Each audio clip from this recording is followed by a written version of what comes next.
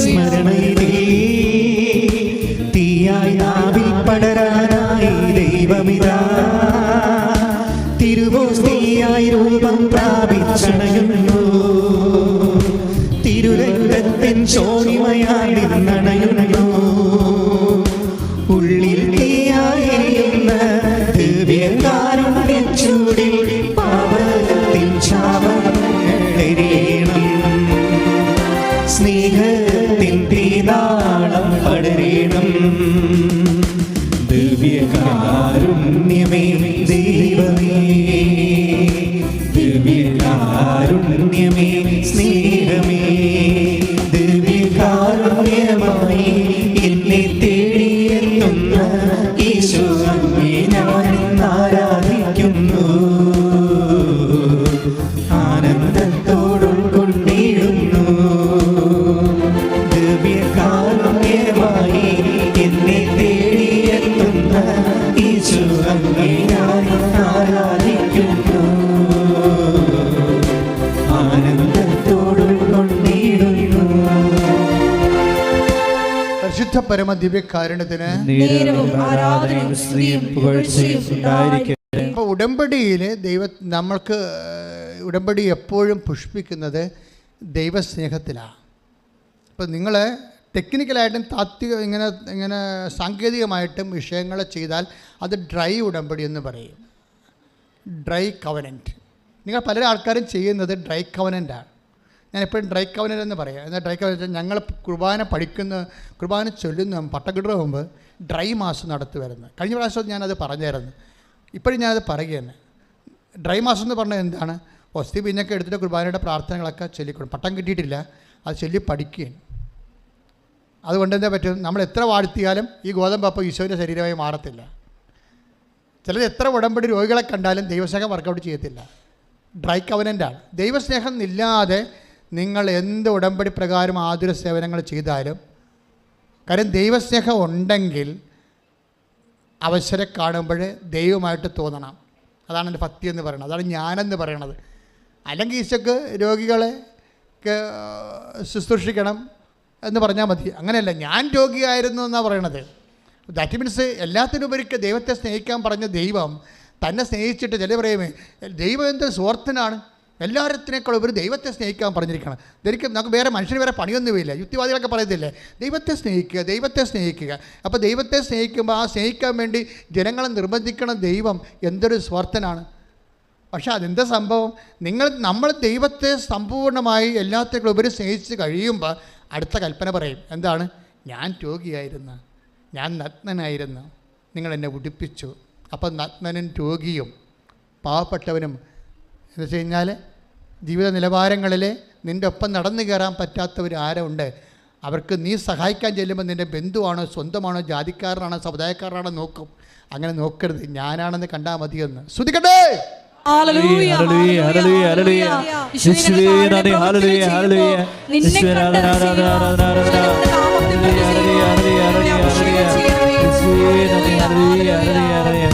സ്നേഹമെന്ന വാക്കിനർത്ഥം ഭൂമിയിൽ ജീവിതം കൊണ്ടെന്ന് പൂർത്തിയാകുമ്പോൾ സ്നേഹം സഹമാണെന്നു ഞാൻ അറിയുന്നു.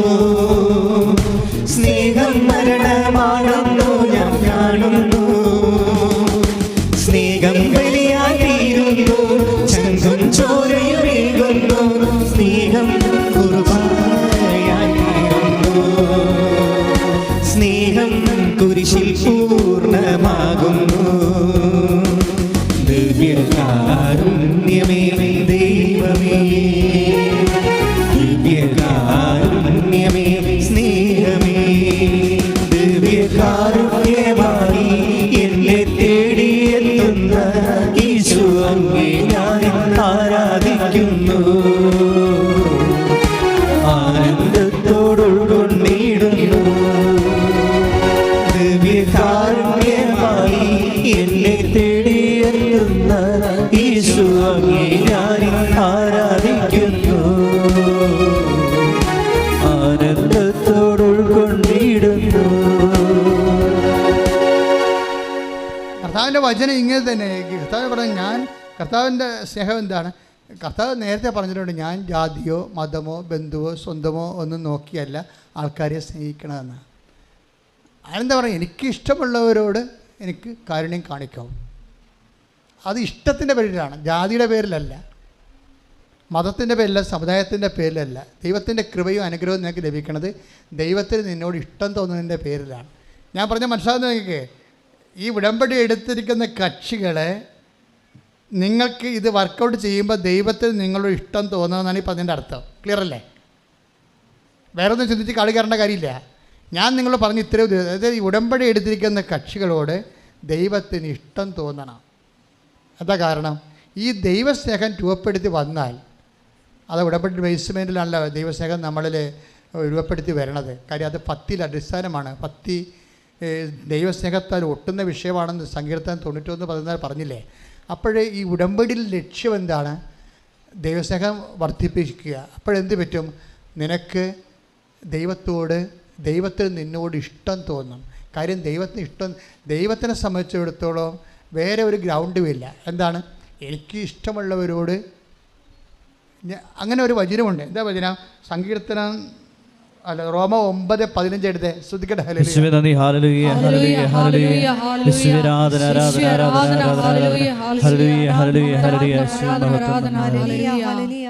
റോമ 9:15.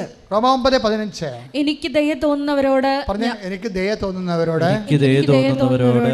ഞാൻ ദയ കാണിക്കും. എനിക്ക് അനുകമ്പ തോന്നുന്നവരോട് അനുകമ്പയും എന്ന് അവിടുന്ന് മോശയോട് അരുളി ചെയ്യുന്നു. അപ്പൊ ഇതാണ് വിഷയം. ഇപ്പം നമ്മൾ ഉടമ്പടി എടുത്തു. ഇനി എന്താണ് ഓപ്ഷൻ? പന്ത് കർത്താവിൻ്റെ കോട്ടിലാണ്. എന്താ ദൈവത്തിൻ്റെ നിലപാടെന്താണ്? എനിക്ക് ദയ തോന്നുന്നവരോട് ഞാൻ ദയ കാണിക്കാം. പിന്നെന്താ പറഞ്ഞിരിക്കണത്? എനിക്ക് അനുകമ്പ തോന്നുന്നവരോട് ഞാൻ അനുകമ്പ തോന്നും. അപ്പോൾ ഇനിയിപ്പോൾ ഇത് ക്വസ്റ്റ്യൻ ഔട്ടായി കഴിഞ്ഞാലേ, ക്വസ്റ്റ്യൻ ഔട്ടായി, ഇനി നമ്മൾ ആൻസർ നമ്മളായി പറയേണ്ടത്. അപ്പോൾ ദൈവത്തിന് നമ്മളോട് ദയ തോന്നാൻ എന്താ ഒരു വഴി? അത്ര ചിന്ത അതല്ലേ? ദൈവം ഓപ്പണായിട്ട് പറഞ്ഞിരിക്കണം. എന്താ പറഞ്ഞിരിക്കണത്? എനിക്ക് ഇപ്പോൾ റോമ 9:15 എന്താ പറയണത്? ഒന്ന് പറഞ്ഞ, എനിക്ക് ദയ തോന്നുന്നവരോട് ഞാൻ ദയ കാണിക്കും. എനിക്ക് അനുകമ്പ തോന്നുന്നവരോട് ഞാൻ അനുകമ്പ കാണിക്കും. അപ്പോൾ ഇങ്ങനെ നിൽക്കുമ്പോഴേ നമുക്ക് മനസ്സിലാകും ദൈവത്തിൻ്റെ ദയ ദൈവം നമ്മോട് തോന്നണമെങ്കിൽ നമ്മൾ എന്ത് ചെയ്യണം. അപ്പോൾ ക്ലിയർ ആയില്ലേ സംഭവം? ദൈവത്തിൻ്റെ ദയ നമ്മളോട്, ഇപ്പം നമുക്ക് ഉടമ്പടി വർക്കൗട്ട് ചെയ്യണം എന്ത് ഗ്രൗണ്ടിലാണ്? Not by merit but by grace. അപ്പോൾ യോഗ്യത കൊണ്ടല്ല, ദയ കൊണ്ടാണ്, അനുകമ്പ കൊണ്ടാണെന്ന് വ്യക്തമല്ലേ? ശോഭയ്ക്ക് കിട്ടിയതും അതുപോലെ അഞ്ചു ആനിന് കിട്ടിയതും എന്താണ്? അനുകമ്പയും ദയമാണ് കിട്ടിയിരിക്കുന്നത് ഉടമ്പടി വഴി. അങ്ങനെ ദൈവത്തിന് ഉടമ്പടി പ്രകാരം എന്നോട് ദയ തോന്നണമെങ്കിൽ, എന്നോട് അനുകമ്പ തോന്നണമെങ്കിൽ ഞാൻ എന്ത് ചെയ്യണം? കാര്യം എന്താണ്? ദൈവത്തിൻ്റെ സ്റ്റാൻഡിങ് നിലപാട് എന്താണ്? എനിക്ക് ഇഷ്ടമുള്ളവരോട് ഞാൻ അനുകമ്പ തോന്നുന്നവരോട് അനുകമ്പ തോന്നും. എനിക്ക് ദയ തോന്നുന്നവരോട് ഞാൻ ദയ കാണിക്കും. ഇന്ന വ്യക്തിയോ പർട്ടിക്കുലർ വ്യക്തിയൊന്നുമില്ല. പിന്നെ നമ്മുടെ ഭാഗത്താണ് ബോൾ വരേണ്ടത്.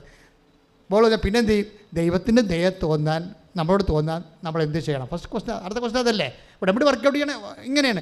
എന്നോട് ദൈവത്തിന് ദയ തോന്നാൻ ഞാൻ എന്ത് ചെയ്യണം? എന്നോട് എൻ്റെ കുടുംബത്തോട് അനുകമ്പ തോന്നാൻ ഞാൻ എന്ത് ചെയ്യണം? 9:16 വായിച്ച ശ്രദ്ധിക്കട്ടെ. ഹല്ലേലൂയ. റോമ 9:16. അതുകൊണ്ട് മനുഷ്യന്റെ ആഗ്രഹമോ പ്രയത്നമോ അല്ല, ദൈവത്തിന്റെ ദയയാണ് എല്ലാറ്റിന്റെയും അടിസ്ഥാനം. നമ്മൾ ആഗ്രഹിച്ചത് കൊണ്ട് ഇത് വർക്കൗട്ട് ചെയ്യത്തില്ല. ഇനി പ്രയത്നിച്ചത് കൊണ്ടും ആ പ്രയത്നത്തിൻ്റെ പിന്നിൽ ഇപ്പം ഞാൻ പറഞ്ഞു സാങ്കേതികമായി പ്രവർത്തിക്കാം. 10 പത്രം മേടിച്ചിട്ട് ഓരോരുത്തരും കൊടുത്ത് അങ്ങനെ പ്രവർത്തിക്കാൻ പറ്റും. രോഗികളെ പോയി കാണാം. അങ്ങനെ സാങ്കേതികമായി നമുക്ക് പ്രവർത്തിക്കാം. അങ്ങനെ അതാണ് ഞാൻ നേരത്തെ പറഞ്ഞുകൊണ്ടിരിക്കുന്നത്. നിങ്ങൾ ദൈവസ്നേഹം ഇല്ലാതെ ഇത് ഇവിടുന്ന് പറഞ്ഞു, കൃപാസനത്തിന് പറഞ്ഞു പത്രം കൊടുക്കാൻ, കൃപാസനത്തിന് പറഞ്ഞു രോഗികളെ കാണാം, അതുകൊണ്ട് ഞാൻ രോഗികളെ കാണാൻ പോവുകയാണ്. ഇങ്ങനെ ആർക്കും ചെയ്യാം. ഇങ്ങനെ വർക്ക് ചെയ്താൽ അത് കാണും. 9:16 വായിച്ചു. റോമ 9:16. അതുകൊണ്ട് മനുഷ്യന്റെ ആഗ്രഹമോ പ്രയത്നമോ അല്ല, അതുകൊണ്ട് മനുഷ്യന്റെ ആഗ്രഹമോ പ്രവർത്തനമോ അല്ല, ദൈവത്തിന്റെ ദയയാണ് എല്ലാറ്റിന്റെയും അടിസ്ഥാനം. ആഗ്രഹിച്ചത് കൊണ്ടോ ഇങ്ങനെ പ്രവർത്തിച്ചത് കൊണ്ടോ ദൈവം അതുപോലെ തിരിച്ച് പ്രവർത്തിക്കണമെന്നല്ല. നമുക്ക് ദയയാണ് പ്രശ്നം. Not by merit but by grace. ഈ കരുണ, അനുകമ്പ എന്ന് പറയുന്നത്, ദയ എന്ന് പറയുന്നതും ഗ്രേസ് എന്ന് പറയുന്നതെല്ലാം ഗ്രേസിൻ്റെ ഇഫക്ട്സ് ആയിട്ടാണ് ഇതെല്ലാം വരണത്. അപ്പോൾ നമുക്ക് വേണ്ടത്, നമ്മുടെ മെറിറ്റ് നഷ്ടപ്പെടുന്ന അടുത്ത് വെച്ച് നമുക്ക് വേണ്ടത് ദയയാണ് ദൈവത്തിൻ്റെ. അത് ഗ്രേസ് എന്ന് ചില സമയത്ത് പറയും, ചില സമയത്ത് കരുണയെന്ന് പറയും, ചില സമയത്ത് നമ്മൾ ദൈവത്തിൻ്റെ അനുകമ്പയെന്ന് പറയും. എന്താ നമുക്കതാ വേണ്ടത്. അങ്ങനെ വരുന്ന സമയത്ത് നമുക്കതെങ്ങനെ ആർജിക്കാൻ പറ്റുമെന്നാണ് സങ്കീർത്തനം 103:18. ശ്രുതികട്ടെ ഹല്ലേലൂയ. Hallelujah, hallelujah, hallelujah. ആരാധന, ഹല്ലേലൂയ.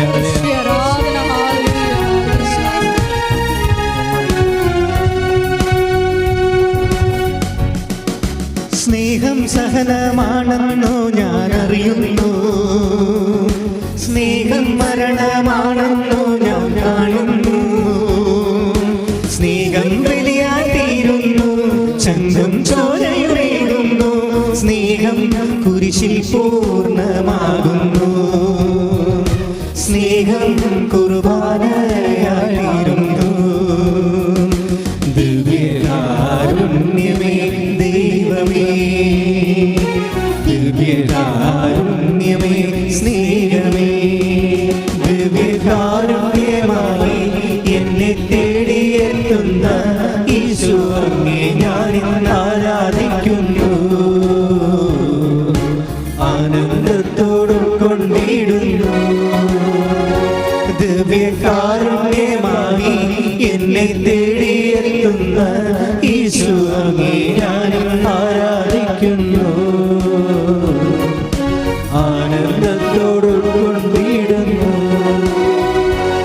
പരിശുദ്ധ പരമദിവ്യകാരുണ്യത്തിന് ആരാധനയും സ്തുതിയും പുകഴ്ചയും 103:18. 103-ാം സങ്കീർത്തനം 17-18 തിരുവചനങ്ങൾ. എന്നാൽ കർത്താവിന്റെ കാരുണ്യം അവിടുത്തെ ഭക്തരുടെ മേൽ എന്നേക്കും ഉണ്ടായിരിക്കും. എന്നാൽ കർത്താവിന്റെ കാരുണ്യം, എന്നാൽ കർത്താവിന്റെ കാരുണ്യം അവിടുത്തെ ഭക്തരുടെ മേൽ, അവിടുത്തെ ഭക്തരുടെ മേൽ എന്നേക്കും ഉണ്ടായിരിക്കും. അവിടുത്തെ നീതി, അവിടുത്തെ നീതി തലമുറകളോളം നിലനിൽക്കും. അവിടുത്തെ ഉടമ്പടി പാലിക്കുന്നവരുടെയും അവിടുത്തെ കൽപ്പനകൾ ശ്രദ്ധാപൂർവം അനുസരിക്കുന്നവരുടെയും മേൽ തന്നെ. ഇപ്പൊ എന്തൊരു പ്രോബ്ലം എന്ന് മനസ്സിലായില്ലേ? അതായത് ദൈവത്തിന്റെ പ്രഖ്യാപിത നിലപാടിൽ നിന്ന്, പ്രഖ്യാപിത നിലപാട് എന്താണ്? റോമ 9:15. Take the word of God, repeat, read, repeat. Hallelujah, hallelujah.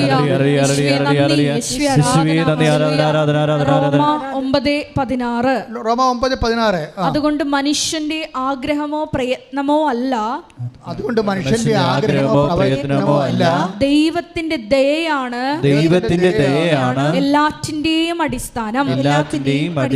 ദയയാണ് അടിസ്ഥാനം. അപ്പൊ ദയയാണ് അടിസ്ഥാനമെങ്കിൽ ദൈവത്തിന്റെ നിലപാട് എന്താണ്? 9:15. റോമ 9:15. Take up read it. Hallelujah, hallelujah. റോമ 9:15. എനിക്ക് ദയ തോന്നുന്നവരോട് ഞാൻ ദയ കാണിക്കും. എനിക്ക് ദയ തോന്നുന്നവരോട് ഞാൻ ദയ കാണിക്കും. എനിക്ക് അനുകമ്പ തോന്നുന്നവരോട് അനുകമ്പയും. അപ്പൊ നമ്മുടെ പ്രവർത്തനവും ആഗ്രഹവും അല്ല 9:16 പറയുന്ന പോലെ ദൈവത്തിന് ദയ കിട്ടാനുള്ള ഒരു മാർഗം. ദൈവത്തിന് ദയ കിട്ടാനുള്ള മാർഗം എന്താണ്? അതാണ് സങ്കീർത്തനം 103:18 പറയുന്നത്. എന്താണത്?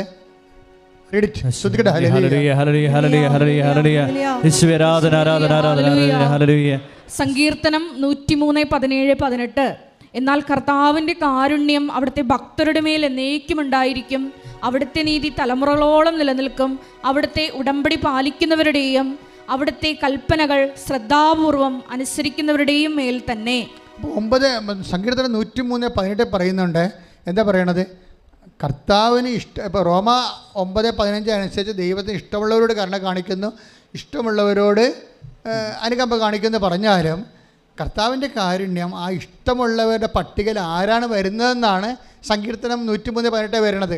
ആരാ വരുന്നത്? കർത്താവിൻ്റെ ഇഷ്ടമുള്ളവരുടെ പട്ടികയിലേക്ക് നമ്മൾ വരുന്നത് എങ്ങനെയാണ്? സങ്കീർത്തനം 103:18 അനുസരിച്ചാണ്.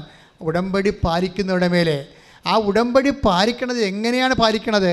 ആ പാലിക്കണത് സ്നേഹത്തിൽ ഒട്ടി നിന്നുകൊണ്ട് പ്രവർത്തിക്കണമെന്ന് ആ സങ്കീർത്തനം അതായത് സങ്കീർത്തനം 91 പറയണത്. എന്താണ്? അതായത് നമ്മൾ ഉടമ്പടിയിലാണ് ഒരു മാർഗമുള്ളത്. ദൈവത്തിന് ഇഷ്ടമുള്ളവരോട് സ്നേഹം കാണിക്കുന്നു, ഇഷ്ടമുള്ളവരോട് അനുകമ്പ കാണിക്കുന്നു. പക്ഷേ ദൈവത്തിന് ഇഷ്ടമുള്ളവരായ നമ്മൾ മാറാൻ നിശ്ചയിച്ചിരിക്കുന്ന സംവിധാനം ഉടമ്പടിയാണ്. ഉടമ്പടി തന്നെ വെറുതെയും എടുക്കാം, സാധാരണ ആൾക്കാർ സാങ്കേതികമായിട്ട് എടുക്കാം, വർക്കൗട്ട് ചെയ്യത്തില്ല. അത് വർക്കൗട്ട് ചെയ്യണമെങ്കിൽ എന്ത് ചെയ്യണം? സങ്കീർത്തനം 91 വർക്കൗട്ട് ചെയ്യണം. അതെന്താണ്? അവിടുന്ന് സ്നേഹത്തോടെ എന്നോട് ഒട്ടി നിൽക്കുന്നതിനാൽ ഞാൻ അവനെ രക്ഷിക്കും. Praise the Lord. ദൈവസ്നേഹത്തിലാണ് ഈ വിഷയം നിൽക്കുന്നത്. ആർക്കാണ് തികഞ്ഞ ദൈവസ്നേഹം തോന്നണത്? അവരോട് ദൈവത്തിന് ഇഷ്ടമുണ്ടാകും. ആ ഇഷ്ടത്തിൻ്റെ, ആ ദൈവസ്നേഹത്തിൻ്റെ തീഷ്ണതയും സത്യസന്ധതയും ആഴവും അനുസരിച്ച് കൊണ്ടാണ് ഭക്തി വർദ്ധിക്കുന്നത്. ആ ഭക്തരോട് 2 കാര്യങ്ങളാണ് ദൈവം ചെയ്യണത്. ഒന്ന്, ഭക്തി വർദ്ധിക്കുന്നതനുസരിച്ച് നമ്മൾ ചുണ്ടുകൊണ്ടുള്ള ഭക്തിഗാനങ്ങളും ഭക്തി പ്രാർത്ഥനയും പാരപശ്യങ്ങളൊന്നുമല്ല, സത്യസന്ധമായ ജീവിത സാക്ഷ്യങ്ങളിലൂടെയാണ് നമ്മുടെ ഭക്തി ദൈവസ്നേഹം വർദ്ധിക്കുന്നതനുസരിച്ച് 2 കാര്യങ്ങൾ ഭക്തിയുള്ളവർക്ക് സംഭവിക്കും. എന്താ സംഭവിക്കും? ഒന്ന്, വലിയ കാര്യങ്ങൾ ചെയ്യും ദൈവം. 2, തലമുറകൾ തോറും ചെയ്യും. Praise the Lord. അതാണ് അമ്മ പറയണത്. സങ്കീർത്തനം അതായത് ലൂക്ക 1:49-50 വായിച്ചോളൂ. ശക്തനായവൻ എനിക്ക് വലിയ കാര്യങ്ങൾ ചെയ്തിരിക്കുന്നു. ഒന്ന് പറഞ്ഞ, ശക്തനായവൻ എനിക്ക് വലിയ കാര്യങ്ങൾ ചെയ്തിരിക്കുന്നു. അവിടുത്തെ നാമം പരിശുദ്ധമാണ്. അവിടുത്തെ ഭക്തരുടെ മേൽ തലമുറകൾ തോറും അവിടുന്ന് കരുണ വർഷിക്കും. ഈ കരുണ തലമുറ തോറും വർഷിക്കുന്ന ഭക്തരോടാണ്. ഭക്തരെന്ന് പറയണത് ഉടമ്പടി ചെയ്യുന്നവരാണ്. ഉടമ്പടി ചെയ്യുന്നവരെന്ന് പറയണത് കടുത്ത ദൈവസ്നേഹം നിറഞ്ഞ് ദൈവത്തെ എല്ലാത്തിനേക്കാളുപരി സ്നേഹിക്കുന്നവരാണ്. എല്ലാത്തിനേക്കാളുപരി ദൈവത്തെ സ്നേഹിക്കുന്നവരെ ദൈവത്തിൻ്റെ നാമത്തിൽ അതിനേക്കാൾ താഴെയുള്ള നമ്മളെക്കാൾ നമ്മുടെ സഹായവും നമ്മുടെ സാന്നിധ്യവും ആവശ്യമുള്ളവരെ ദൈവസ്നേഹത്താൽ സ്നേഹിക്കുകയും അഭിഷേകം വർദ്ധിപ്പിക്കുകയും ചെയ്യും. അപ്പോൾ ഇതാണ് ഉടമ്പടിയുടെ ഒരു മെക്കാനിസം എന്ന് പറയണത്. അല്ല വേറെ ഒന്നുമില്ല ഇതിൻ്റെ അകത്ത്. വേറെ ഒന്നുമില്ലെന്നല്ല.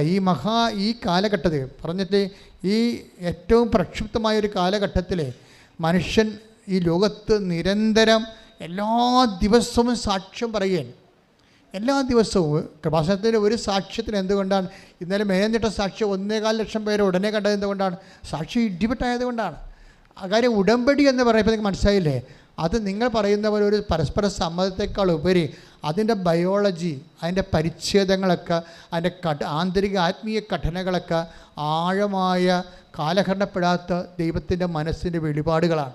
അതാണ് ഇക്കാലങ്ങളിൽ നമ്മുടെ ജീവിതാവസ്ഥകളിലേക്ക് ദൈവം നമ്മളെ വെളിപ്പെടുത്തി നമ്മളെ ദൈവം അനുദിനം ഉടമ്പടിയിലൂടെ അനേകം മക്കളെ ശക്തിപ്പെടുത്തിക്കൊണ്ടിരിക്കുന്നത്. അതുകൊണ്ട് ഉടമ്പടി എടുത്തിട്ടുള്ളവരെ, ഇവിടെ തീർത്ഥാടനത്തിൽ ഇരിക്കുന്നവരും ഓൺലൈനിൽ എന്നെ ശ്രവിക്കുന്നവരും ഈ ധ്യാനം എപ്പോഴെല്ലാം എവിടെ ചെയ്യാൻ കൂടുന്നു അപ്പോഴെല്ലാം സത്യാവസ്ഥ മനസ്സിലാക്കി, കോർട്ട് ദി മാറ്റർ, ആന്തരികതയിൽ എന്താണ് ഉടമ്പടി എന്ന് മനസ്സിലാക്കി അതിനെ സത്യസന്ധമായി ബുദ്ധിപരമായി പരിശോധിച്ച് ഹൃദയം കൊണ്ട് ചെയ്ത് സുവിശേഷത്തിൻ്റെ എക്കാലത്തെയും വലിയ സാക്ഷികളായി മാറാൻ നമുക്ക് ശ്രമിക്കാം. പ്രാർത്ഥിക്കുക. കർത്താവായ ദൈവമേ, ഉടമ്പടിയുടെ ആത്മാവറിഞ്ഞ ദൈവത്തിന്റെ ഹൃദയം വിവേചിച്ച് സുവിശേഷത്തിന്റെ ജ്വലിക്കുന്ന സാക്ഷികളായി മാറാൻ ഞങ്ങളെ ആരാധനയിൽ അഭിഷേകം ചെയ്യണമേ. ഉടമ്പടിയിൽ വെച്ചിരിക്കുന്ന വിഷയങ്ങളെക്കാൾ ഏറ്റവും വലുതാണ് ദൈവവും ഞാനുമായിട്ടുള്ള സ്നേഹബന്ധം. എന്ന സത്യം തിരിച്ചറിഞ്ഞ ദൈവത്തിൽ അഭയം പ്രാപിക്കാൻ, ജീവിക്കാൻ പരിശുദ്ധമ്മയുടെ മാധ്യസ്ഥത്തിൽ ഈശോയുടെ നാമത്തിൽ പ്രാർത്ഥിക്കുന്ന പരമപിതാവേ, മഹത്വം ഉണ്ടായിരിക്കട്ടെ. ഹല്ലേലൂയ. യേശുവേ നന്ദി. Hallelujah hallelujah hallelujah. യേശുവേ നന്ദി. Hallelujah hallelujah hallelujah.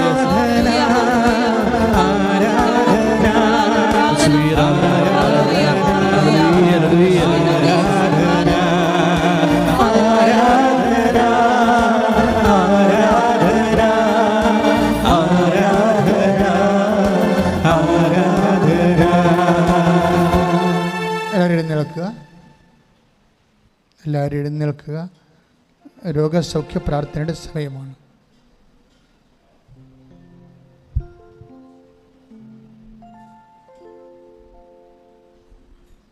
എൻ്റെ മക്കളെ, നിങ്ങൾ രോഗങ്ങളെല്ലാം ഓർക്കുക. ഓർക്കുന്ന ഓരോ രോഗങ്ങളെ അച്ഛൻ പ്രാർത്ഥിച്ചുകൊണ്ടിരിക്കുന്ന രോഗസ്ഥലങ്ങളിലെല്ലാം നിങ്ങൾ കൈകൾ മാറ്റി യേശുവെ സ്വസ്ത്രം, യേശുവെ നന്ദി, യേശുവെ ആരാധന എന്ന് പറഞ്ഞുകൊണ്ട്, അല്ലെങ്കിൽ വിശ്വാസപ്രമാണം അറിയാവുന്നൊരു വിശ്വാസപ്രമാണം ചൊല്ലിക്കൊണ്ട്, വിശ്വാസപ്രമാണം അറിയാൻ പാടില്ലാത്തവരെ യേശുവെ സ്വസ്ത്രം, യേശുവെ ആരാധന, യേശുവെ നന്ദി എന്ന് ഉൾക്കൊഴിച്ചുകൊണ്ട് ദൈവത്തെ സ്തുതിച്ചുകൊണ്ട് സൗഖ്യം നേടുക. സ്തുതിക്കട്ടെ. ഹല്ലേലൂയ, യേശുവിന്റെ ഉന്നതമായ നാമത്തിന് സ്തോത്രം ചെയ്യുന്നു. കർത്താവേ, നിന്റെ വിശുദ്ധ പൗരോഹിത്യത്തെ മഹത്വപ്പെടുത്തണമേ എന്ന് പ്രാർത്ഥിക്കുന്ന കർത്താവേ, സഭയിലുള്ള സാന്നിധ്യം പ്രകടമാക്കണമേ എന്ന് പ്രാർത്ഥിക്കുന്നു. ദൈവത്തിൻ്റെ കരുണ മക്കളിലേക്ക് ആവശ്യിക്കട്ടെ. കർത്താവിൻ്റെ കരുണ മക്കളിലേക്ക് ആവശ്യിക്കട്ടെ. എൻ്റെ കർത്താവിൻ്റെ ഉന്നതമായ നാമത്തിൽ, സഭയുടെ അധികാരത്തിൽ, കുരിശിൻ്റെ അടയാളത്തിൽ ദൈവത്തിൻ്റെ ശക്തി ഞാൻ മക്കൾക്ക് വേണ്ടി പ്രാർത്ഥിക്കുന്നു. ഈശോ, വിശുദ്ധ പൗരോഹിത്യത്തെ മഹത്വപ്പെടുത്തണമേ കർത്താവേ. ശ്രദ്ധിക്കട്ടെ. സാന്നിധ്യം പ്രകടമാക്കട്ടെ. കർത്താവിൻ്റെ ഉന്നതമായ നാമത്തിന് സ്തോത്രം ചെയ്യുന്ന കർത്താവിൻ്റെ തിരുമുറിവാർന്ന വലതുകരം ഓരോ മകൻ്റെ ശിരസ്സിലും മകളുടെ ശിരസ്സിലും വെക്കണമേ എന്ന് പ്രാർത്ഥിക്കുന്ന ഈശോയെ, ഉദരരോഗികളെ സ്പർശിക്കണം പ്രാർത്ഥിക്കുന്ന കർത്താവ്. അടിപ്പിണർ പോലെ വൈദ്യാഘാതം പോലെ ദൈവികമായ ശക്തി കർത്താവ് ശ്വാസകോശ രോഗികളിലെ, ഹൃദയ രോഗികൾ, കരൾ രോഗികൾ, കിഡ്നി രോഗികൾ, ആന്തരിക അവയവങ്ങളിലെ എവിടെയെല്ലാം രോഗങ്ങളുണ്ട്, എവിടെയെല്ലാം വൈറസ് നെഗറ്റീവായിട്ട് ബാക്ടീരിയ പ്രവർത്തിക്കുന്നുണ്ട്, എവിടെയെല്ലാം ഇൻഫെക്ഷനുണ്ട്, അവിടെയെല്ലാം കർത്താവിൻ്റെ വിശുദ്ധമായ രക്തത്തെ കഴുകട്ടെ. യേശുവിൻ്റെ ഉന്നതമായ നാമത്തിൽ, സഭയുടെ അധികാരത്തിൽ, കുരിശിൻ്റെ അടയാളത്തിൽ, ദൈവശക്തിയാൽ നീ സൗഖ്യം പ്രാപിക്കട്ടെ. ശ്രുതിക്കട്ടെ.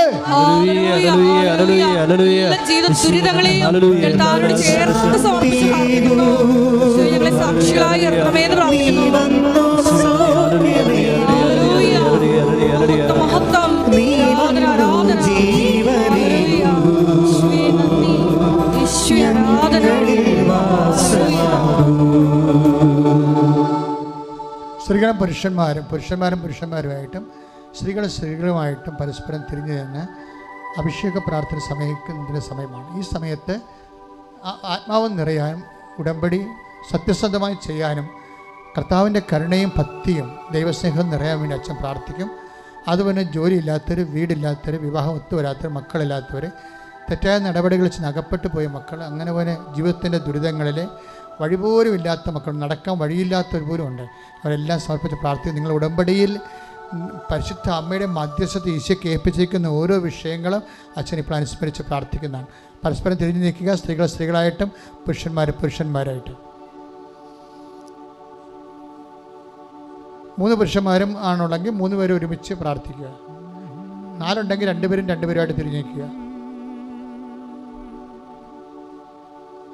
സ്ത്രീകൾ അതുപോലെ പരസ്പരം കൈകളെടുത്തിട്ട് കൈകളെ വിരിച്ച് വെക്കുക. അച്ഛൻ വിരിച്ചിരിക്കുന്ന പോലെ. നിങ്ങൾക്ക് കർത്താവിൻ്റെ തിരുരത്വത്തിൻ്റെ അഭിഷേകം ഉണ്ടാകാൻ വേണ്ടി അച്ഛൻ അഭിഷേക പ്രാർത്ഥന ചെല്ലുന്ന സമയമാണ്. സ്തുതിക്കട്ടെ.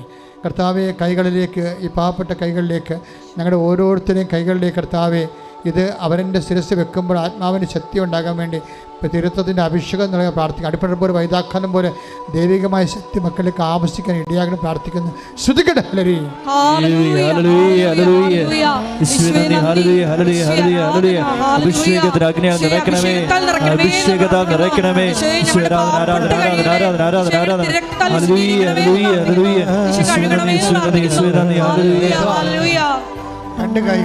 രണ്ട് കൈകളും പ്രാർത്ഥനാ പങ്കാളിയുടെ ശിരസിൽ വെക്കുക. 2 കൈകളും പ്രാർത്ഥനാ പങ്കാളിയുടെ ശിരസിൽ വെച്ചിട്ട് ശക്തമായി സ്തുതിക്കുക. 3 പേരോ 4 പേരോ 2 പേരോ അങ്ങനെ കിട്ടുന്ന ഗ്രൂപ്പ് അനുസരിച്ച് നിന്ന് ശക്തമായി സ്തുതിക്കുക. സ്തുതിപ്പറിയാത്തവരെ വിശ്വാസ പ്രമാണം ചൊല്ലിക്കണം പ്രാർത്ഥിക്കുക. അച്ഛൻ നിങ്ങൾക്ക് എല്ലാവർക്കും വേണ്ടി, എല്ലാവർക്കും അഭിഷേകം ലഭിക്കാനും ഇന്നത്തെ ധ്യാനത്തിൻ്റെ ദൈവികമായ കരുണയും ഭക്തിയും എല്ലാവരിലും നിറയാനും ദൈവത്തിന് നമ്മളോട് ഇഷ്ടമുണ്ടാകാൻ വേണ്ടി ദൈവത്തിന്റെ സ്നേഹത്താൽ നിറയാൻ വേണ്ടി ശ്രദ്ധിക്കട്ടെ. ശ്രദ്ധിക്കട്ടെ. എല്ലാവരും ശ്രദ്ധിക്കട്ടെ. കർത്താവെ, കർത്താവിന്റെ വിശുദ്ധമായ കുരിശിനെ ഓർത്ത് കർത്താവ് നിന്നെ ആരാധിക്കുകയും സ്തുതിക്കുകയും നിനക്ക് നന്ദി പറയുകയും ചെയ്യുന്നു. നിന്റെ വിശുദ്ധ പൗരോഹിത്യത്തെ മഹത്വപ്പെടുത്തണമേ കർത്താവേ. സഭയിലുള്ള സാന്നിധ്യം പ്രകടമാക്കണമേ കർത്താവേ. ഓരോ മകൻ്റെ മേലും മകളുടെ മേലും കർത്താവിൻ്റെ രക്തം നിറയട്ടെ എന്ന് പ്രാർത്ഥിക്കുന്നു. ഓരോ മകളുടെ മേലും മകൻ്റെ മേലും കർത്താവിൻ്റെ രക്തം നിറയട്ടെ എന്ന് പ്രാർത്ഥിക്കുന്നു. ദൈവത്തിൻ്റെ പരിശുദ്ധാത്മാവ് നിറയട്ടെ, ദൈവത്തിൻ്റെ പരിശുദ്ധാത്മാവ് നിറയട്ടെ, ദൈവത്തിൻ്റെ പരിശുദ്ധാത്മാവ് നിറയട്ടെ, ദൈവത്തിൻ്റെ പരിശുദ്ധാത്മാവ് നിറയട്ടെ. എല്ലാ വ്യക്തികളിലും പരിശുദ്ധാത്മാവ് നിറയട്ടെ, എല്ലാ വ്യക്തികളിലും ദൈവത്തിൻ്റെ സത്യം നിറയട്ടെ, ദൈവത്തിൻ്റെ സ്നേഹം നിറയട്ടെ, ദൈവത്തോടുള്ള സ്നേഹം നിറയട്ടെ. കർത്താവ് ഉടമ്പടി സ്വീകരിക്കപ്പെടാൻ ദൈവത്തിൻ്റെ കരുണയും ഭക്തിയും ലഭിക്കാൻ വേണ്ടി, കർത്താവിൻ്റെ ദൈവത്തിൻ്റെ കരുണ ലഭിക്കാൻ വേണ്ടി കർത്താവ് എല്ലാ മേഖലയും സ്പർശിക്കട്ടെ, ഭക്തിയുടെ മേഖലയിൽ സ്പർശിക്കട്ടെ. ഉടമ്പടി ചൊല്ലുന്ന പ്രാർത്ഥന ചെയ്യുന്ന പദ്ധതിയായി ദൈവസ്ഥ അനുഷ്ഠിക്കാൻ ആവശ്യമായ കൃപയാൽ മക്കളെ നിരക്കട്ടെ പ്രാർത്ഥിക്കുന്ന. ജീവിതത്തിൽ ഉണ്ടാകുന്ന ദുരിതങ്ങൾ, ജോലിയില്ലാത്ത അവസ്ഥകൾ, വീടില്ലാത്തവർ, വാടക കഴിയുന്നവർ, വഴിയില്ലാത്തവർ, കർത്താവ് പലതരത്തിലുള്ള മത്സര പരീക്ഷകൾ കർത്താവ് എഴുതിയിട്ടുള്ളവർ, തോറ്റിട്ടുള്ളവരെ ജയിക്കാൻ വേണ്ടി റിസൾട്ട് കാത്തിരിക്കുന്നവരെല്ലാവരും സമർപ്പിച്ച് പ്രാർത്ഥിക്കുന്ന കർത്താവെ. അമിതമായി ഉത്കണ്ഠയുള്ളവർ, നഷ്ടപ്പെട്ട് ജീവിതം തീർന്നുവെന്ന് ചിന്തിച്ചുകൊണ്ട് നിരാശപ്പെടുന്നവർ കർത്താവിടെ മേലെല്ലാം കർത്താവിൻ്റെ ശക്തി, കർത്താവിൻ്റെ ദൈവത്തിൻ്റെ ശക്തി നിറയട്ടെ. ശ്രദ്ധിക്കട്ടെ.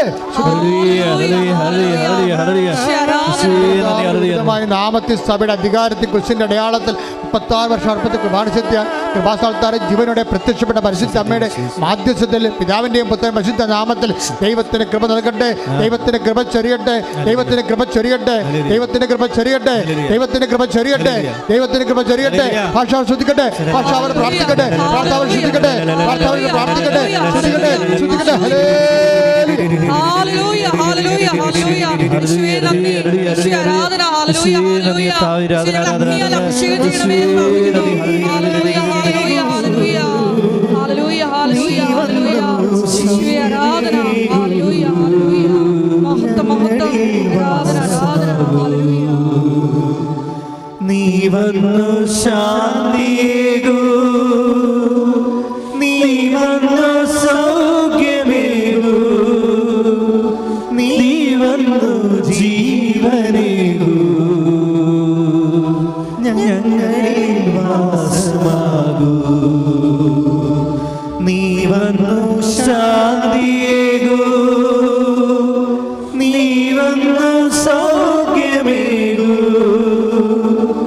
നീ വന്നു ജീവനേകൂ, ഞങ്ങളിൽ വാസമാകൂ.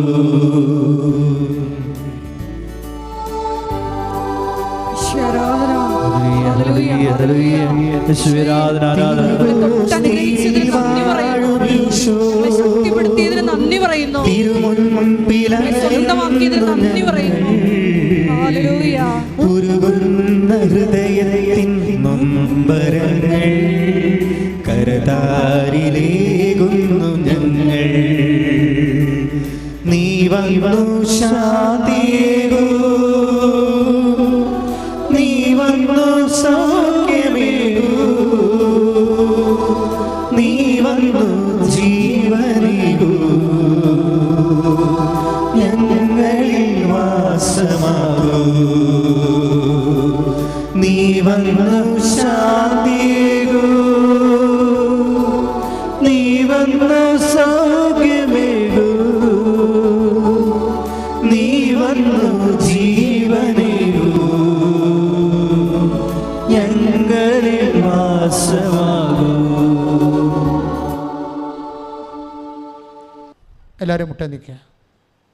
സമാപന ആശീർവാദമാണ്. എന്തെങ്കിലും വിഷയം പ്രാർത്ഥിക്കാൻ അച്ഛൻ വിട്ടുപോയിട്ട് മക്കൾക്ക് ഇപ്പോൾ ഓർത്ത് പരിശുദ്ധ അമ്മ വഴി ഈശോയ്ക്ക് സമർപ്പിക്കാം. മൗനമായി പ്രാർത്ഥിക്കുക. ഉടമ്പടിയിൽ വെച്ചിരിക്കുന്ന എല്ലാ വിഷയങ്ങളും ഒരിക്കൽ കൂടി ദിവ്യകാരുണ്യ സന്നിധിയിൽ സമർപ്പിച്ചുകൊണ്ട് നമ്മളിപ്പോൾ നൊമ്പരപ്പെടുത്തുന്ന എല്ലാ വിഷയങ്ങളും അമ്മയുടെ മധ്യസ്ഥതയിൽ ദിവ്യകാരുണ്യ സന്നിധിയിൽ സമർപ്പിച്ചുകൊണ്ട് അമ്മയുടെ പ്രത്യക്ഷീകരണത്തിൻ്റെ സാക്ഷികളായി എന്നെയും എൻ്റെ കുടുംബത്തെയും ഉയർത്തണമേ എന്ന് പ്രാർത്ഥിച്ചുകൊണ്ട് ശിരസ് നമിച്ച് നമുക്ക് ദിവ്യകാരുണ്യനാഥൻ്റെ ആശീർവാദം സ്വീകരിക്കാം. ആരാധന, ആരാധന, ആരാധന, ആരാധന, ആരാധന, ആരാധന,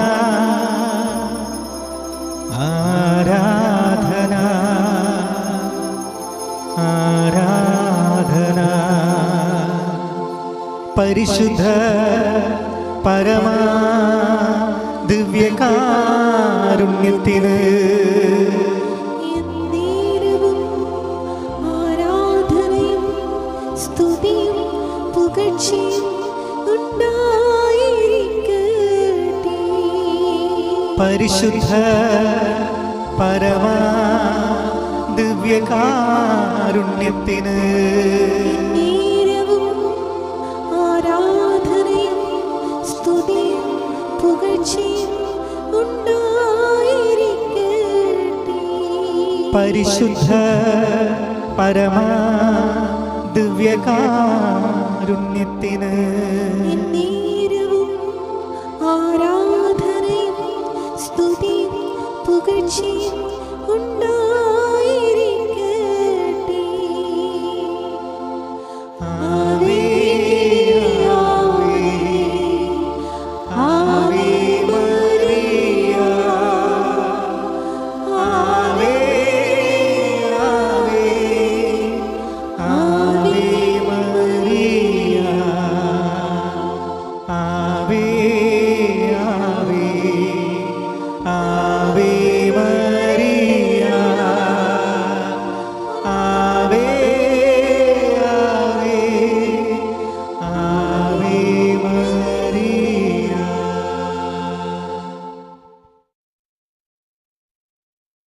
ഇപ്പോഴറിയിപ്പാണ് നമ്മുടെ ഇപ്പോഴത്തെ ഉടമ്പടി ഷെഡ്യൂള്. എല്ലാ ദിവസവും ഉടമ്പടി എടുക്കാനുള്ള അവസരമുണ്ട്. രാവിലെ 7 മണിക്കാണ് ഫസ്റ്റ് ബാച്ച് ഉടമ്പടി എടുക്കാനും പുതുക്കുന്നതിനുള്ള. ഞായറാഴ്ചകളിലെ 8 മണിക്ക് കുർബാനയ്ക്ക് ശേഷം 10 മണിക്കാണ് ഉടമ്പടി ഫസ്റ്റ് ബാച്ച് പോണത്. ഞായറാഴ്ച 8 മണിക്ക് കുർബാന രാവിലെ, 10 മണിക്കാണ് ഫസ്റ്റ് ബാച്ച് ഉടമ്പടി എടുക്കാനും പുതുക്കാനും പോകുന്നത്. സെക്കൻഡ് ബാച്ച് ധ്യാനം കഴിഞ്ഞ്, ഉടമ്പടി ധ്യാനം കഴിഞ്ഞാണ് സെക്കൻഡ് ബാച്ച് 2 മണിയാകുമ്പോൾ. 2 മണിക്കാണ് സാധാരണ സെക്കൻഡ് ബാച്ച് ക്രമീകരിച്ചിരിക്കുന്നത്. പുതുക്കാനുള്ളവർ ഒന്നാം നിലയിലേക്ക് ഉടമ്പടി എടുക്കാനുള്ളവർ ആ ഘട്ടത്തിന് 2ാം നിലയിലേക്കും 2 മണിക്കാണ് പോകേണ്ടത്.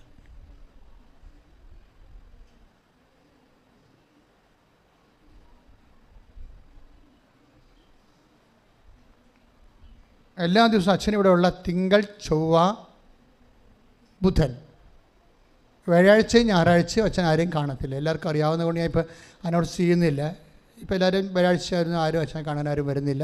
ഞായറാഴ്ചയും വരുന്നില്ല. ഇപ്പോൾ വ്യാഴാഴ്ചയും ഞായറാഴ്ചയും അച്ഛൻ ആരെയും കാണുന്നില്ല. മറിച്ച് വ്യാഴാഴ്ച പുറത്ത് പോകും, ഞായറാഴ്ച ഉടമ്പടി ധ്യാനം. അതാണ് ഇപ്പോഴത്തെ ഷെഡ്യൂൾ. ചിലപ്പം മാറും അങ്ങോട്ടും ഇങ്ങോട്ടും. അപ്പോൾ ഞായറാഴ്ച രണ്ടാമത്തെ ഉടമ്പടി ധ്യാനം ഉടമ്പടി എടുക്കുന്നതും പുതുക്കുന്നതും 2 മണിക്കാണ്. പിന്നെ ഓൾമോസ്റ്റ് എല്ലാ ആൾക്കാരെയും, അതായത് എമർജൻസി ഇരിക്കുന്ന ആൾക്കാരെല്ലാം, ഇപ്പോൾ ഇന്നലെ ഒരു ചേച്ചി സാക്ഷ്യം പറഞ്ഞത് അവർ ഉടമ്പടി 10 പുതുക്കിയിട്ടുണ്ട്. 10 പുതുക്കിയെന്ന് പറയുമ്പോൾ അവരതിൻ്റെ 2 പ്രാവശ്യം 3 പ്രാവശ്യം അച്ഛനെ കണ്ടിട്ടുമുണ്ട്. അച്ഛനെ കാണുന്നത് ഉടമ്പടിയും തമ്മിൽ നിങ്ങൾ കണക്ട് ചെയ്യരുത്. അവർ 10 പുതുക്കിയത് എൻ്റെ ഉദ്ദേശം എന്ന് വെച്ചാൽ അവർ വന്ന വിഷയങ്ങളെല്ലാം ഉടമ്പടി തീർന്നപ്പോൾ ആ ഉടമ്പടിയിൽ അവരുടെ പ്രൊട്ടക്ഷൻ കിട്ടാൻ വേണ്ടി, സംരക്ഷണത്തിന് വേണ്ടി രണ്ടാമതൊരു ഉടമ്പടി പുതുക്കിയതാണ്. പക്ഷേ എന്ത് ടിക്കറ്റായിട്ടാണ് അവർക്കിപ്പോൾ നല്ല, അവർക്കാണ് 65 കൂടി വയസ്സുണ്ടവർ. പക്ഷേ സൂപ്പർ സാക്ഷ്യമായിരുന്നു. 4-5 സാക്ഷ്യം പറഞ്ഞു. അവർ 4ാമത്തെ പ്രാവശ്യമാണ് ഇപ്പോൾ സാക്ഷ്യം പറയണത്. 1ാമത്തെ പ്രാവശ്യമില്ല. 10 പുതുക്കി പറഞ്ഞിട്ട് കാര്യമില്ല. ഈ പ്ലാറ്റ്ഫോമിൽ കയറണമെങ്കിൽ എന്ത് പാടാ. അവിടെ ഒരു 40 സാക്ഷ്യം കിട്ടിയാലാണ് ഒരു 20 സാക്ഷ്യം പ്ലാറ്റ്ഫോമിൽ കയറുന്നത്. അപ്പോൾ അങ്ങനെ അവർ 4 പ്രാവശ്യം പ്ലാറ്റ്ഫോമിൽ വന്നിട്ടുണ്ട്. അപ്പോൾ അതിന് അത്രയും വിശ്വസ്തത നിന്നിട്ട് കൃത്യമായിട്ട് ചെയ്തു പോവുകയാണ്. അപ്പം അങ്ങനെ ഉടമ്പടി എടുക്കുമ്പോൾ അച്ഛനെ കാണുന്നതൊരു വിഷയമായിട്ട് നിങ്ങൾ ഒരിക്കലും മനസ്സിൽ പോലും സൂക്ഷിക്കരുത്. ആവശ്യമുണ്ടെങ്കിൽ തീർച്ചയായിട്ടും കർത്താവ് നിങ്ങൾക്ക് അതിനുള്ള ഒരു അവസരം തരും. കാര്യം ഉടമ്പടി വെച്ച് തന്നെയാണ് എല്ലാവരും ആൾക്കാർ ആ വിഷയങ്ങളെല്ലാം പരിഹരിക്കുന്നത്. അതുകൊണ്ട് ഇപ്പോൾ എന്താ സംഭവിച്ചാൽ ഒരു ദിവസം 500 ഉടമ്പടി പുതുക്കാനുണ്ട്. ഒരു മനുഷ്യൻ പോലും അവിടെ അച്ഛനെ പോയി കാണുമെന്ന് പറയത്തില്ല. കാര്യം എന്താണ്, ഉടമ്പടിയുടെ പുതിയ തലമുറ കുറച്ച് എഡ്യൂക്കേറ്റഡാണ്, കാര്യങ്ങൾക്കറിയാം. അച്ഛനെ കാണുന്നതിലല്ല കഥയിരിക്കണത്, ഉടമ്പടി മര്യാദയ്ക്ക് ചെയ്യുന്നതിലാണ് ഇതിൻ്റെ അകത്ത് ഈ മാന്ത്രിക പ്രശ്നങ്ങളൊന്നുമില്ല.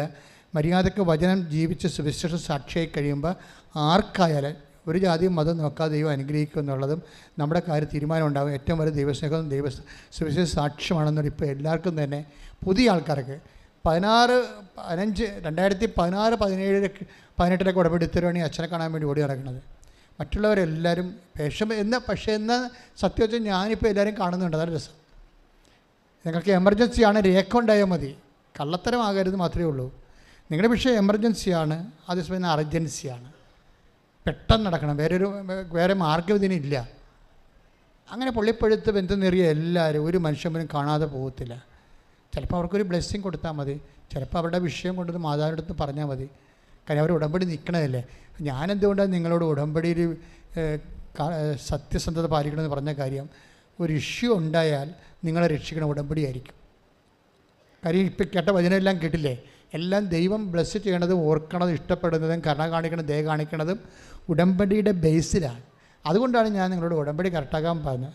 അപ്പോൾ നിങ്ങൾ ഉടമ്പടി നിങ്ങളുടെ ഒരു കാര്യം നടക്കണ പോലെ സിഗരറ്റ് വലിച്ചിട്ട് കൂടെ ആൾക്കാർ പണ്ട് കളയത്തില്ലേ, അതുപോലെ നിങ്ങളുടെ ഒരു കാര്യം നടന്നാൽ പിന്നെ ഉടമ്പടി മൊത്തം നിങ്ങൾ കളയും, വേസ്റ്റാക്കി കളയും. അപ്പോൾ നിങ്ങൾ പിന്നെ എന്തിനാണ് എഴുതാൻ പോയത്? ചില മണ്ടന്മാർക്ക് പറഞ്ഞ അവിടെ ഒരു പ്രധാനപ്പെട്ട കാര്യം നടത്തി കഴിഞ്ഞാൽ അവർ പിന്നെ ഉടമ്പടി ഉഴപ്പും, അത് യൂസ് ആൻഡ് ത്രോ കളയും, പിന്നെ അവർ ഉടമ്പടി എടുക്കും, ബാക്കിയൊന്നും ചെയ്യത്തില്ല. അപ്പോൾ അന്ന് പിന്നെ 6 കാര്യം നിങ്ങൾ എന്താ എഴുതിയത്? അപ്പോൾ എന്താ പ്രശ്നം വെച്ച് കഴിഞ്ഞാൽ അങ്ങനെ യൂസ് ആൻഡ് ത്രോ കഴിഞ്ഞാൽ നിങ്ങൾ ആരാണെന്നുള്ളതും നിങ്ങൾക്ക് പറ്റുന്ന സാധനം മാത്രം എടുത്തിട്ട് ബാക്കി ദൈവത്തിന് പറ്റുന്ന എല്ലാം നിങ്ങൾ എടുത്ത് കളയും. പറഞ്ഞാൽ മനസ്സിലായില്ലേ? എന്താണ് ഈ കാപ്പട്ടിങ് കാണിക്കണമെന്ന് വെച്ച് കഴിഞ്ഞാൽ, നിങ്ങൾക്ക് ജോലി കിട്ടിക്കഴിഞ്ഞാൽ പിന്നെ ഉടമ്പടി ഉഴപ്പും. എന്ന് വെച്ചാൽ നിങ്ങൾക്ക് ആവശ്യമായ സാധനം എടുത്തിട്ട് ബാക്കി നിങ്ങൾ കളയണത് എന്താണെന്ന് അറിയാമോ? ദൈവത്തിനോട് ബന്ധപ്പെട്ട കാര്യങ്ങളാണ് കളയണത്. വിശുദ്ധ ജീവിതം, വചന വായന, സുവിശേഷ സാക്ഷ്യം, ദൈവത്തിനോട് ബന്ധപ്പെട്ട കാര്യങ്ങളാണ് നിങ്ങൾ കളയണത്.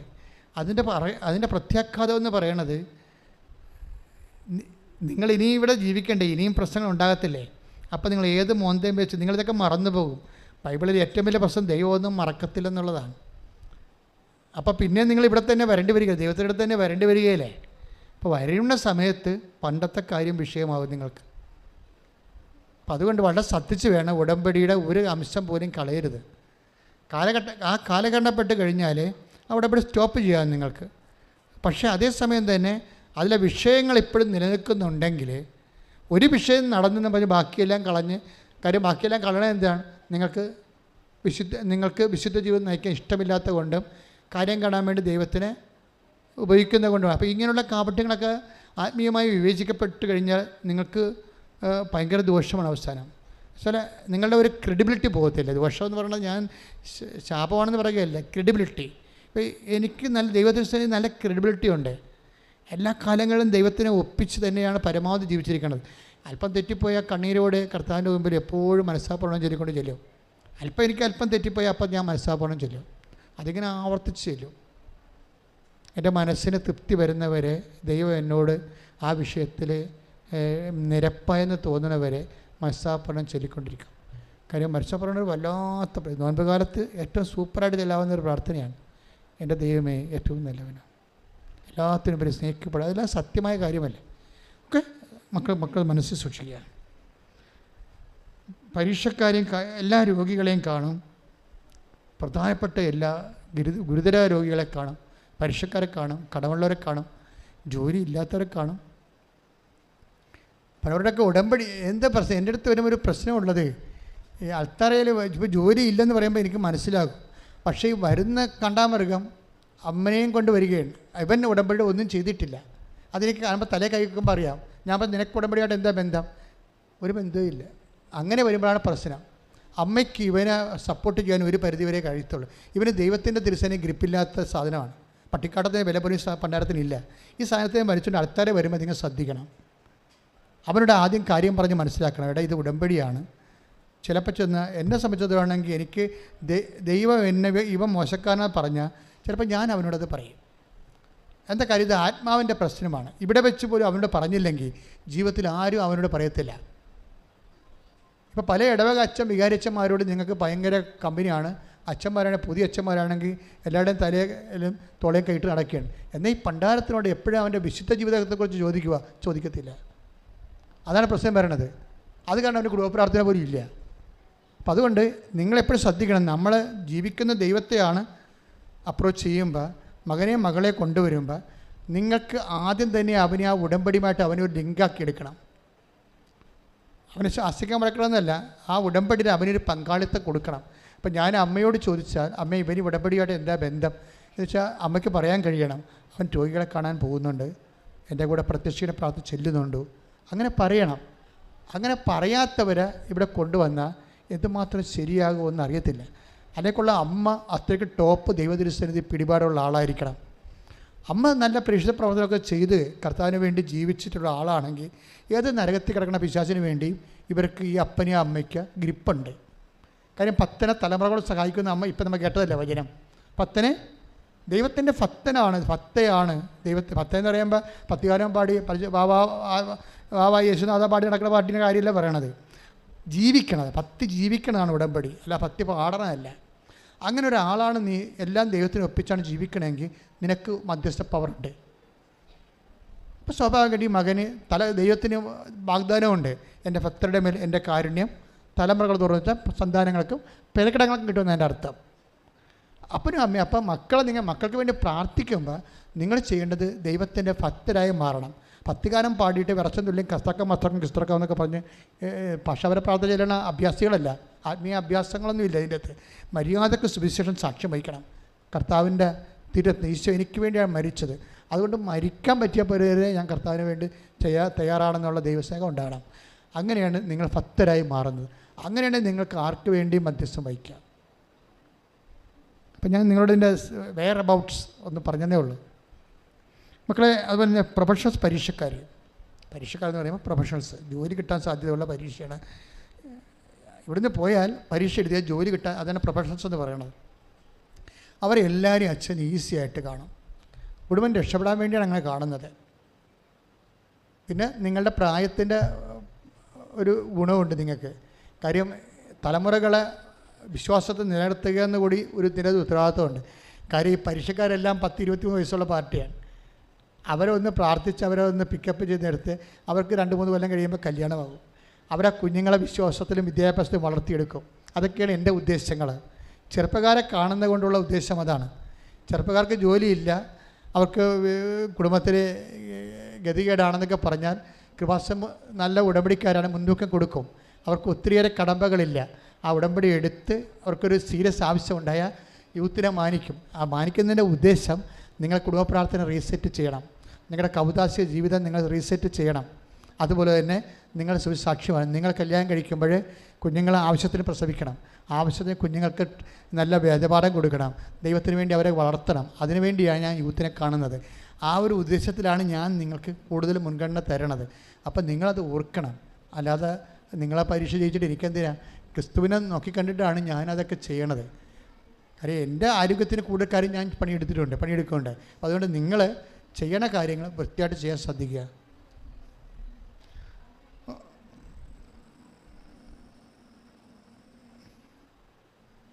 അപ്പോൾ 10ാം ക്ലാസ്സിലെ പരീക്ഷ കഴിയാനായി അമ്മമാർ വന്ന് മക്കൾക്ക് വേണ്ടി ഉടമ്പടി എടുത്ത് നിങ്ങൾ പ്രാർത്ഥിക്കുക. അതിൻ്റെ അകത്ത് ആ പ്രാർത്ഥനയും മക്കളെയും ചേർത്ത് പ്രാർത്ഥിക്കുക. ഇപ്പോൾ മക്കൾക്ക് ഉടമ്പടി എടുക്കേണ്ട സമയമാണല്ലോ, പരീക്ഷ കഴിഞ്ഞ് പരീക്ഷ തീരാൻ പോകണില്ലേ. അപ്പോൾ മക്കളെയും കൊണ്ടുവന്ന് അമ്മമാർ ഉടമ്പടി എടുക്കുക. അതിന് ഉടമ്പടി എടുത്തിട്ട് മക്കളുടെ റിസൾട്ടിന് വേണ്ടി പ്രാർത്ഥിക്കാം, അവരുടെ ഉപരി വിദ്യാഭ്യാസത്തിന് വേണ്ടി പ്രാർത്ഥിക്കാം. അപ്പോൾ ഇതൊരു നല്ല ടൈമാണ് ഇനി വരാൻ പോണത്. മാതാപിതാക്കന്മാർ അത് കൃത്യമായിട്ട് ഉപയോഗിക്കണം. പിന്നെ പുതിയ ശുശ്രൂഷ തുടങ്ങുന്നുണ്ടല്ലോ. ഇപ്പോൾ ഏപ്രിൽ മാസം 1-ാം ഞായറാഴ്ച മുതൽ വൈകുന്നേരം 3 മണിക്ക് ചോറൂട്ടാണ്, കുഞ്ഞുങ്ങളുടെ ചോറൂട്ട്. കുഞ്ഞുങ്ങളുടെ ചോറൂട്ടാണ് 1-ാം ഞായറാഴ്ച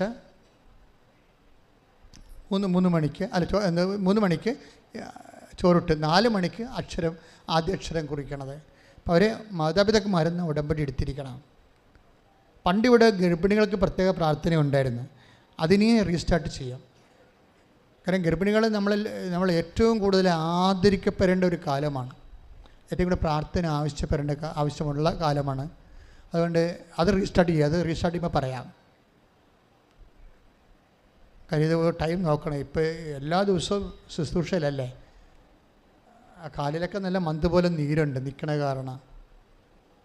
പിന്നെ കുറച്ച് അവശതകൾ വേറെയുണ്ട്. അപ്പോൾ നിങ്ങൾ എനിക്ക് വേണ്ടി പ്രാർത്ഥിക്കുകയും ചെയ്യണം. അമ്മ എന്നെ സംരക്ഷിക്കുന്നുണ്ട് നിങ്ങളുടെ പ്രാർത്ഥന കാരണം പ്രത്യേകിച്ച്. ഓക്കെ, അപ്പോൾ നമ്മൾ ഇനി വരാൻ പോണത് അമ്മയ്ക്കൊരു അതായത് അച്ഛനെ കാണാൻ വരുന്ന ദിവസങ്ങൾ എല്ലാ ദിവസവും കാണുന്നില്ല. വ്യാഴാഴ്ച ഞായറാഴ്ച ചോദിച്ചാൽ എല്ലാ ദിവസവും കാണില്ല, ഇവിടെ ഉണ്ടേ കാണും. ചില ദിവസങ്ങളിൽ ഇവിടെ ഉണ്ടാകത്തില്ല.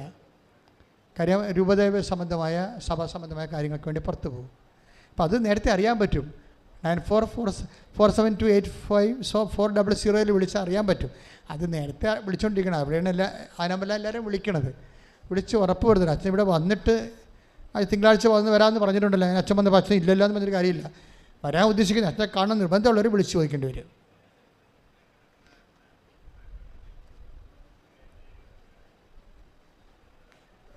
പിന്നെ തീർത്ഥാടകർക്ക് പ്രാർത്ഥനാമുറി ആവശ്യമുള്ളവർ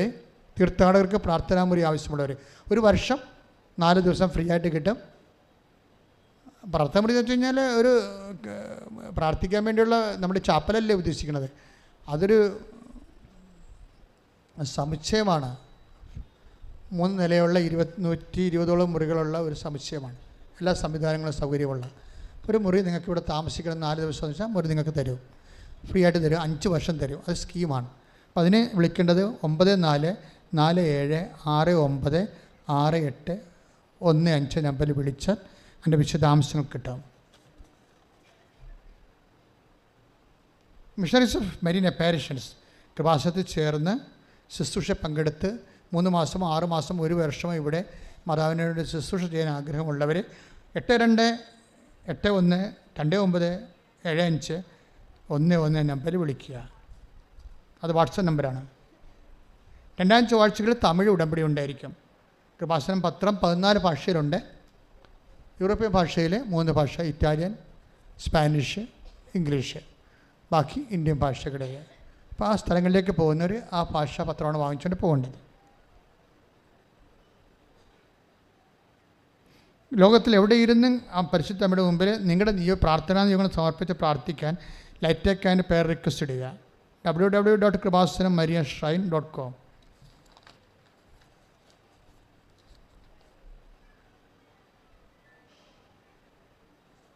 കൃപാസനത്തിൻ്റെ പേരിൽ യാതൊരു പണപ്പരവും ആരോടും എടുക്കാൻ പറഞ്ഞിട്ടില്ല. ആരും ചോദിച്ചാൽ കൊടുക്കുകയും ചെയ്യില്ല. നിങ്ങൾക്ക് സംഭാവന അങ്ങനെ വല്ലതും മാതാവിന് കൊടുക്കാനുണ്ടെങ്കിലും ഉണ്ട്, അങ്ങനെ മനസ്സ് തോന്നിക്കുന്നുണ്ടെങ്കിൽ ഞങ്ങളാരും പറയത്തില്ല, പറഞ്ഞിട്ട് തരികയും വേണ്ട. അങ്ങനെയുള്ളവർ ഓഫീസിൽ വന്നിട്ട് ആരാണ് അതിൻ്റെ ഇൻചാർജും തിരക്കണം. ഒരു ലേഡിയാണ് അത് ചെയ്യണത്. അവരെ കണ്ടിട്ട് കൃത്യമായിട്ട് ഈ ഡേറ്റ് ബാറുള്ള രസീത് വാങ്ങിച്ചുകൊണ്ട് ഒപ്പിട്ട് വാങ്ങിച്ചുകൊണ്ട് പോകണം. യൂട്യൂബ് ചാനൽ സബ്സ്ക്രൈബ് ചെയ്യാത്തവർ എത്ര വേഗം സബ്സ്ക്രൈബ് ചെയ്തിട്ട് ഇപ്പം നമുക്കറിയാം ഇന്ന് നടന്ന ധ്യാനം നമ്മളെല്ലാ ചൊവ്വാഴ്ചയുമാണ് അപ്പ് ചെയ്യണത്. അപ്പോൾ നിങ്ങൾ കൂടേണ്ട ധ്യാനം ഓൺലൈൻ ധ്യാനമാണ്. ഉടമ്പടി എടുക്കുന്നവർ കൂടേണ്ടത് ഈ ധ്യാനമല്ല. ഈ ധ്യാനം കൂടെ ആർക്കും ബാധ്യതയില്ല, ആരോടും ഞങ്ങൾ പറഞ്ഞിട്ടില്ല. ഉടമ്പടി പ്രകാരം കൂടേണ്ടത് ഓൺലൈൻ ധ്യാനമാണ്. അതെല്ലാ ചൊവ്വാഴ്ചയുമാണ് അപ്പ് ചെയ്യണത്. ചൊവ്വാഴ്ച 11:30 മണിക്ക് അത് കൂടേണ്ടതാണ്. കൂടുക മാത്രമല്ല ഷെയർ ചെയ്യുകയും ചെയ്യണം. സുവിശേഷം കർത്താവിനെ അറിയാത്ത അറിയിക്കണം, അറിഞ്ഞവരെ